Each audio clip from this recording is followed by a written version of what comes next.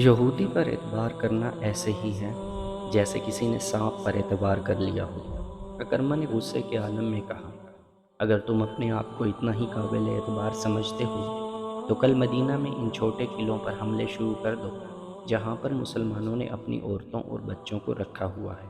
کل کعب نے کہا، کل ہفتے کا دن ہے۔ ہفتے کا دن یہودیوں کا ایک مقدس دن ہوتا ہے جسے ہم سبت کہتے ہیں۔ اس روز عبادت کے سوا ہم اور کوئی کام نہیں کرتے۔ کوئی یہودی سبت کے دن کوئی کام یا کاروبار کرے یا کسی پر حملہ کرے تو خدائے یہود اسے انسان سے خنزیر یا بندر کی شکل میں تبدیل کر دیتا ہے۔ اکرمہ دیکھ چکا تھا کہ کعب بن اسد کی نیت ٹھیک نہیں، وہ شراب پیتا چلا جا رہا تھا۔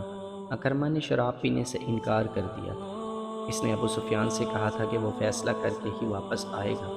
تم کل حملہ کرو یا ایک دن بعد کرو، ہم تمہاری نیت کو عملی صورت میں دیکھ کر فیصلہ کریں گے کہ تمہیں یرغمال میں اپنے آدمی دیے جائیں یا نہ دیے جائیں۔ اکرمہ نے کہا، اس سے پہلے ہم تمہیں ایک آدمی نہیں دیں گے۔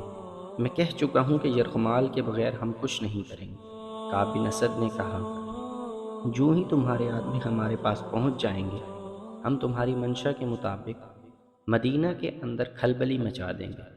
تم دیکھنا کہ ہم محمد کی پیٹھ میں کس طرح چھرا گھونپتے ہیں۔ اکرمہ اٹھ کھڑا ہوا اور غصے میں بولا، تم بدنیت ہو۔ تمہاری نیت صاف ہوتی تو تم کہتے کہ مجھے کسی ضمانت کی ضرورت نہیں، آؤ مل کر مسلمانوں کو مدینہ کے اندر ہمیشہ کے لیے ختم کر دیں۔ مجھے اگر حکم ہی ماننا ہے تو میں محمد صلی اللہ علیہ وسلم کا حکم کیوں نہ مانوں؟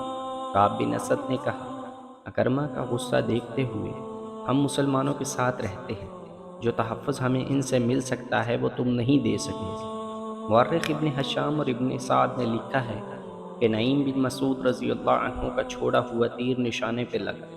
اکرمہ غصے کے عالم میں کعب بن اسد کے گھر سے نکل آیا۔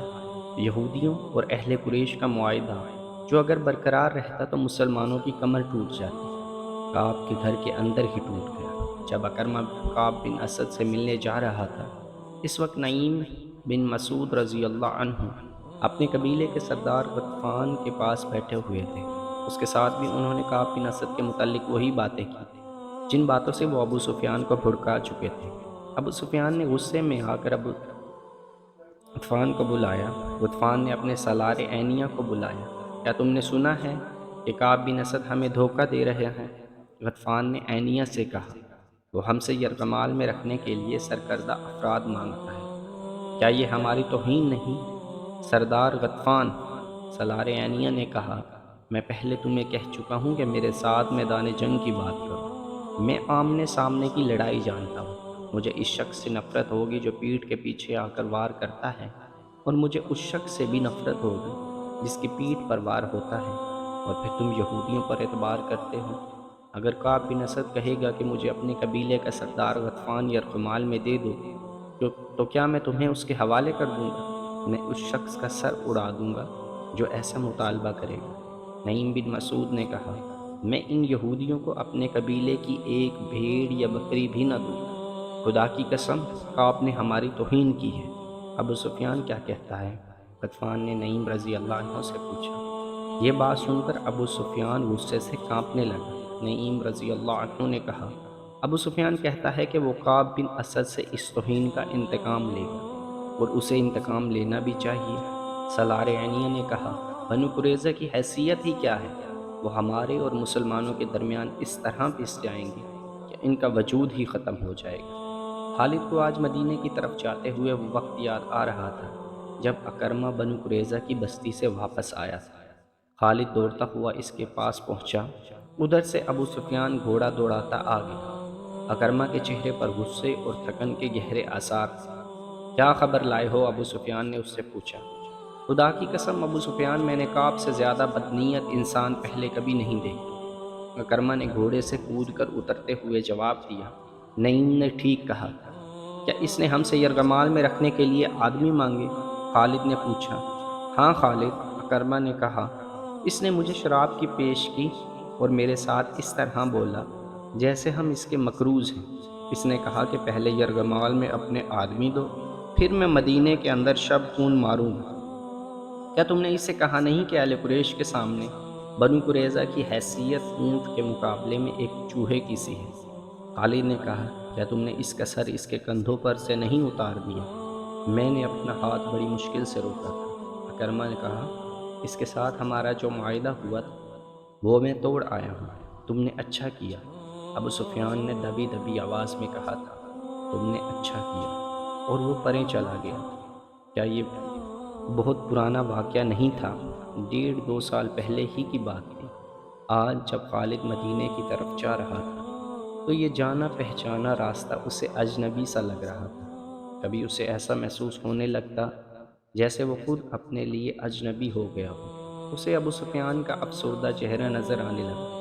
خالد نے محسوس کر لیا تھا کہ ابو سفیان مدینے پر حملے سے منہ موڑ رہا ہے۔ خالد اور اکرمہ وہیں کھڑے رہ گئے۔ کیا سوچ رہے ہو خالد؟ اکرمہ نے پوچھا تھا۔ کیا تم میری تائید نہیں کرو گے کہ میں اس شخص ابو سفیان کی موجودگی کو صرف اس لیے برداشت کر رہا ہوں کہ یہ میرے قبیلے کا سردار ہے؟ خالد نے اکرمہ کو جواب دیا، اہل قریش کو ابو سفیان سے بڑھ کر بزدل سردار اور کوئی نہیں ملے گا۔ تم پوچھتے ہو کہ میں کیا سوچ رہا ہوں؟ میں اور زیادہ انتظار نہیں کر سکتا۔ میں نے خندق کو ایک سرے سے دوسرے سرے تک دیکھا ہے۔ ایک جگہ خندق کم ہے اور زیادہ گہری بھی نہیں ہے۔ ہم وہاں سے خندق پار جا سکتے ہیں۔ اگر تم میرا ساتھ دو تو میں آج ہی ابھی اسی جگہ سے چند سوار خندق کے اس پار لے جانا چاہتا ہوں۔ ابو سفیان کسی غیبی مدد اور سہارے کا انتظار کرنا چاہتا ہے تو کرتا رہے، میں تمہارے ساتھ کیوں نہ دوں گا خالد؟ اکرمہ نے کہا، کیا میں مسلمانوں کے ان قحطوں کو برداشت کر سکوں گا جو اس وقت بلند ہوں گے جب ہم یہاں سے لڑے بغیر واپس جائیں گے؟ چلو میں تمہارے ساتھ ہوں۔ وہ جگہ ذباب کی پہاڑی کے مغرب اور صلح کی پہاڑی کے مشرق میں تھی، جہاں خندق کی چوڑائی اتنی تھی کہ گھوڑا اسے پھلانگ سکتا تھا۔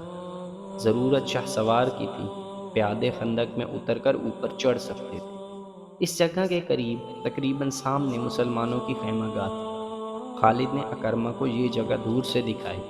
پہلے میرے سوار خندق پھلانگیں گے، اکرمہ نے کہا، لیکن ابھی ہم تمام کا تمام سوار دستہ نہیں گزاریں گے۔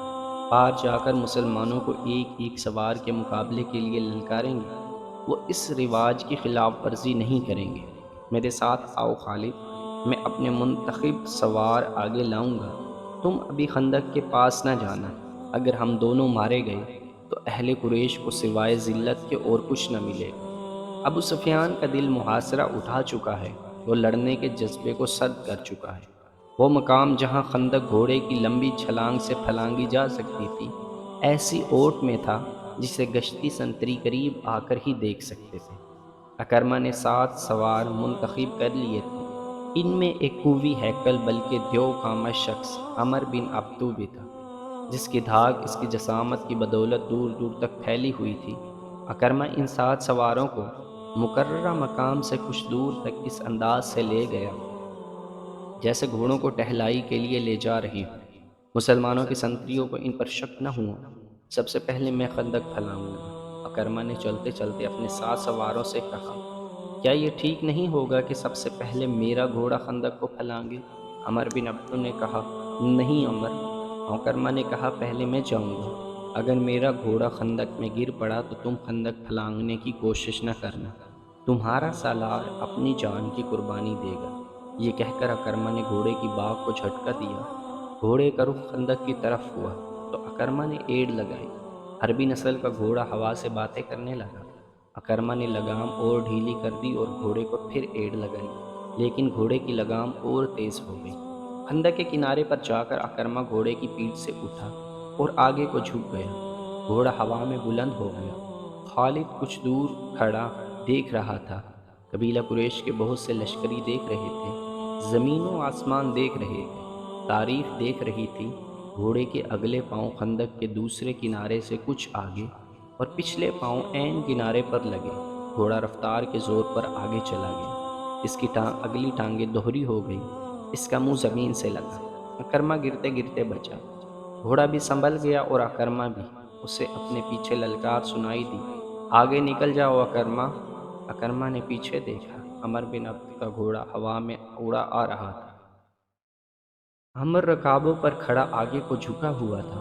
किसी को तवक्को नहीं थी कि इतने वज़नी सवार के नीचे घोड़ा खंदक फलांग जाएगा, लेकिन घोड़ा उसी जगह जा पड़ा जहाँ अकरमा का घोड़ा गिरा था। अमर के घोड़े की टांगें ऐसी दौड़ी हुई कि मुंह के बल गिरा और एक पहलू पर लड़क गया। अमर घोड़े की पीठ से लड़क कर कालाबासियां खाता गया। एक लम्हे में घोड़ा उठ खड़ा हुआ। उधर अमर उठा और पलक झपकते ही घोड़े पर सवार हो गया। उसके पीछे अकरमा के दो सवार इकट्ठे चले आ रहे थे। खंदक के किनारे पर आके दोनों सवारों ने अपने घोड़ों की पीठें खाली कर दी और इनकी गर्दनों पर झुके हुए थे। दोनों घोड़े खंदक फैलांग रहे। अहले कुरैश के लश्कर ने दादो तहसीन के नारे लगाए। इस शोर से मुसलमान पहरेदार दौड़े आए। इतने में अकरमा के दो और घोड़े अपने सवारों को उठाए खंदक के किनारे से हवा में उठे।